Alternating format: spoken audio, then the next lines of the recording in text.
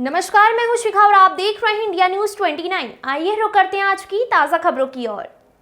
आरोग्य भारती की जिला प्रमुख और सामाजिक कार्यकर्ता प्रतिमा सिंह की गरिमामयी उपस्थिति में कार्यक्रम संचालित कर सफल आयोजन जिले के रिंग रोड में स्थित परशुराम मंदिर में किया गया। रविवार को सूरजपुर जिले के रिंग रोड में स्थित परशुराम मंदिर में डायबिटीज विषय पर आरोग्य भारती का कार्यक्रम सूरजपुर के समाज सेविका प्रतिमा सिंह और उनकी टीम के द्वारा संचालित किया गया। उक्त कार्यक्रम में जिला आरोग्य भारती डॉक्टर कुलदीप द्विवेदी, जिला महिला प्रमुख आरोग्य भारती प्रतिमा सिंह, नेत्र रोग विशेषज्ञ डॉक्टर आनंद मोहन त्रिपाठी, नागेश योगी, विभाग प्रचारक कोरिया अमरदीप, देवांगन विभाग कार्यवाहक कोरिया डॉक्टर रवि सिंह, प्रांत आरोग्य मित्र प्रमुख डॉक्टर आनंद मोहन त्रिपाठी, संयोजक आरोग्य भारती सूरजपुर डॉक्टर अजय मरकाम, बाल्य शिशु रोग विशेषज्ञ जिला चिकित्सालय सूरजपुर उपस्थित थे। बताते चले कि उक्त कार्यक्रम में सामाजिक कार्यकर्ता प्रतिमा सिंह समाज कल्याण से जुड़ी कार्यक्रमों में अपना भरपूर योगदान देती हैं और समाज से जुड़ी राज्य और जिले में सेवा भाव के कारण इनका काफी योगदान रहता है। आपको बताते चले कि प्रतिमा सिंह समाज सेवा के रूप में लोगों के दिलों में अपनी अलग पहचान बनाई हुई है। निस्वार्थ भाव से जुड़ी समाज सेवा के रूप में एक महिला होते हुए भी प्रतिमा सिंह की राज्य और जिले में इनका योगदान काफी अच्छा रहता है।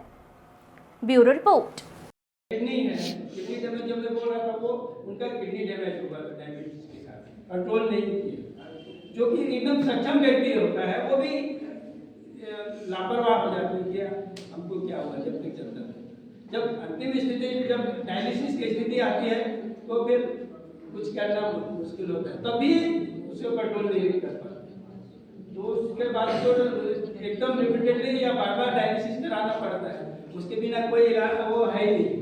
ठीक है, किडनी अगर फेलियर हुआ तो डायलिसिस ही उसका इलाज है, उनका सफाई के लिए जो जितने चीजें। तो इसके लिए बहुत जरूरी है कि सब का जांच करें, सावधानी रहें और डरने की वजह से अभी बोल रही थी थोड़ा डर जो कम उम्र में भी तो जुवेनाइल तो वो हेरिडिटी टाइप का वो रहता है, जुवेनाइल बीच में ऐसे ही नहीं होता, वो जांच करने से जल्दी तो नहीं होता। और बड़े उम्र में भी जिनका हेरिडिटी पिता या माँ बाप को अगर डायबिटीज रहा है उनको ज़्यादा सावधान रहने की जरूरत है। ठीक है, उन लोग को बहुत सावधान रहना है कि हमको उनको जब वैसा लाइफ में कि खान पान से लेकर परहेज में ज़्यादा ध्यान रखना है।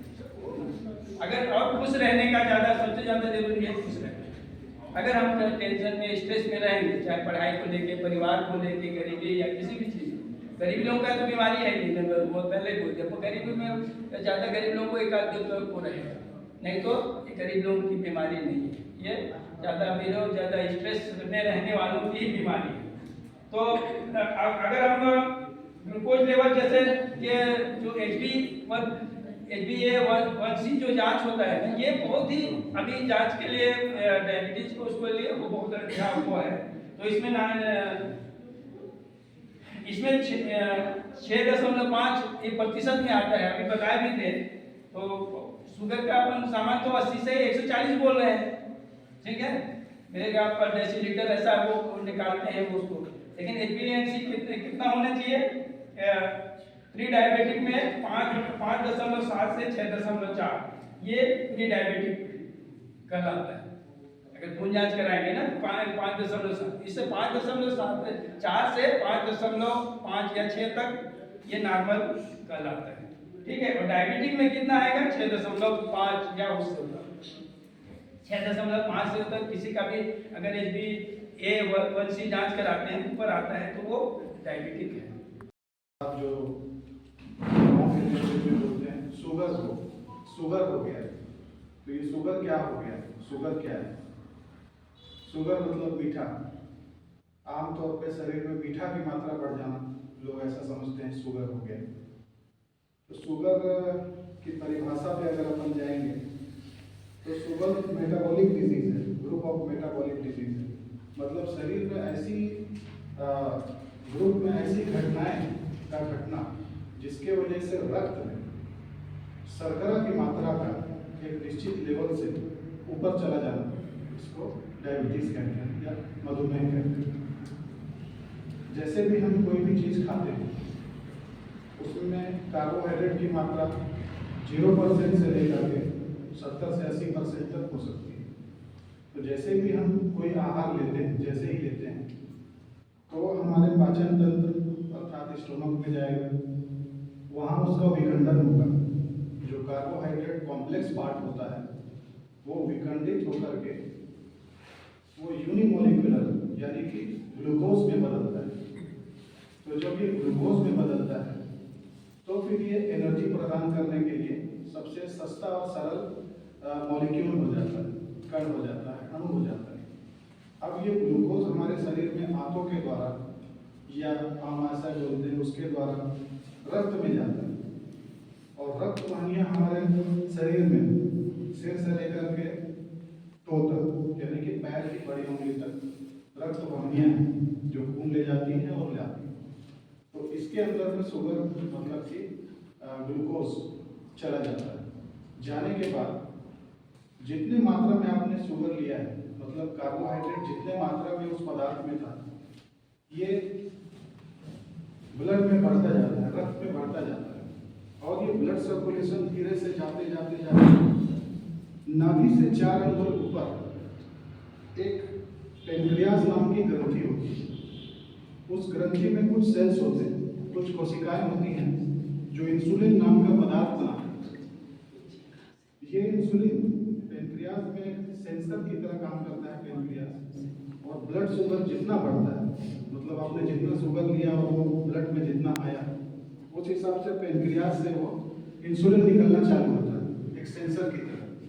तो जितनी कैपेसिटी होती है उतनी इंसुलिन पेनक्रियास से निकलती है, और इंसुलिन क्या करती है, इंसुलिन ब्लड में सीधे जा करके फिर जो आपकी कोशिकाएं होती हैं जहाँ पे ऊर्जा की जरूरत होती है वहाँ पे ये एक चाबी की तरह काम करती है।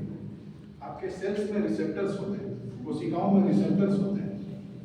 रिसेप्टर्स में जाकर के इंसुलिन चाबी का काम करके उन सेल्स के ढक्कन को खोलती है ताकि शर्करा उसके अंदर चली जाती है, सेल्स के अंदर, कोशिकाओं के अंदर, और फिर जाकर के वो आगे आपको एनर्जी प्रदान करती है। तो इंसुलिन एक चाबी है, सेल्स में उसके ताले हैं। तो जितनी इंसुलिन रहेगी उतने तालों को वो खोल पाएगी शरीर में, और उतनी ग्लूकोज आपकी ब्लड से वहाँ पे यूटिलाइज अर्थात उपयोग हो पाएगी। तो कार्बोहाइड्रेट का ये हमारे शरीर में फेट है, मतलब कार्बोहाइड्रेट कैसे जा करके बचता है। तो कुछ लोग कहेंगे कि मैं तो खाना खाऊंगा ही नहीं, कार्बोहाइड्रेट लूँगा ही नहीं, 2-3 दिन तक खाली पेट रहूँगा, तो क्या ऐसे में शुगर नहीं बढ़ेगा, ब्लड में शुगर फिर 0 हो जाएगा क्या? नर्सिंग स्टूडेंट क्या कहते हैं? जैसा मैंने बताया कि हम अगर कोई भी आहार लेते हैं वो कार्बोहाइड्रेट ग्लूकोज में लास्ट में टूटता है, टूटने के बाद वो ब्लड में जाता है, और ब्लड में वो एक लेवल तक बढ़ता चला जाता है। जितना आपने आहार लिया है वो शुगर ब्लड में उतना बढ़ता चला जाता है। तो एक आदमी बोलता है कि मैं चलो 2 दिन तक खाऊंगा ही, तो क्या शुगर ब्लड में फिर नहीं आएगा, नहीं बढ़ेगा? कैसे आएगा? आपने तो खाया नहीं तो कैसे आएगा?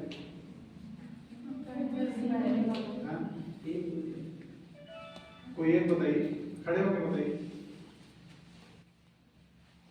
लिपिड मेटाबॉलिज्म भी जो फैट में स्टोर रहता है ना वो भी ग्लूकोज न्यूट्रिलिसिस के थ्रू कन्वर्ट ग्लूकोज में हो जाता है। अगर खाना 2-3 दिन नहीं भी खाते हैं तो भी जो फैट होता है ना जो कि आपका एमाइलेज या कहते हैं, तो अगर लिपिड फैट या फिर फैट है तो वो भी कन्वर्ट हो ही जाता है बाद में ग्लूकोज। क्या सबसे पहले लिपिड यूटिलाइज होगा अगर नहीं, शरीर में शुगर नहीं है तो? सबसे पहले लिपिड नहीं, सबसे पहले जैसे फैट में या फिर कुछ और अगर स्टोरेज फॉर्म में है तो वो एग्जैक्टली स्टोरेज फॉर्म में ग्लूकोज का सबसे सस्ता मॉलिक्यूल है ग्लाइकोजन।